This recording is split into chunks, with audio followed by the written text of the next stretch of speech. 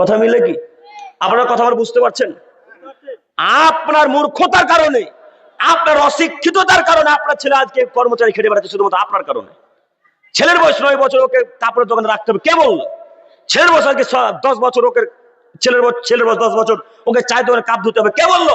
ছেলের বয়স আজকে 15 বছর, ওকে কেরালা কাজে পাঠিয়ে দিতে হবে কে শিক্ষা দিল আপনাকে? আপনার বিদ্যাকে হরিশ্চন্দ্রপুর গোরস্থানে পুঁতে দিতে এসেছে, আপনি মাথায় রাখিয়েন। এই বিদ্যা কে আপনাকে শিখালো আপনি জানেন না? আপনার কারণে আজকে আপনার ছেলে ওই কেরালাতে কাজ করছে। আর কেরালার লোক যারা বদ, চেন্নাইয়ের লোক যারা বদ, উড়িষ্যার লোক যারা বদ, তারা আপনার ছেলেকে পিটিয়ে পিটিয়ে পিটিয়ে হত্যা করে বন জঙ্গলে ফেলে রাখছে। দেখতে পান না খবর? কদিন আগে কত উড়িষ্যার ঘটনা দেখলেন, দেখেননি? তার মধ্যে যত মানুষ মারা গেছে তার প্রায় মানুষ মালদা জেলার। কথা মিলল না মনে হয়? আপনি কেন এত পিছিয়ে পড়ে আছেন? আপনার ছেলেকে আপনাকে মানুষ করতে হবে, আপনার ছেলেকে আপনাকে গড়ে তুলতে হবে। এখনো সময় আছে। ছেলের বয়স 10 বছর, ওকে আবার ভর্তি করেন মাদ্রাসা স্কুলে।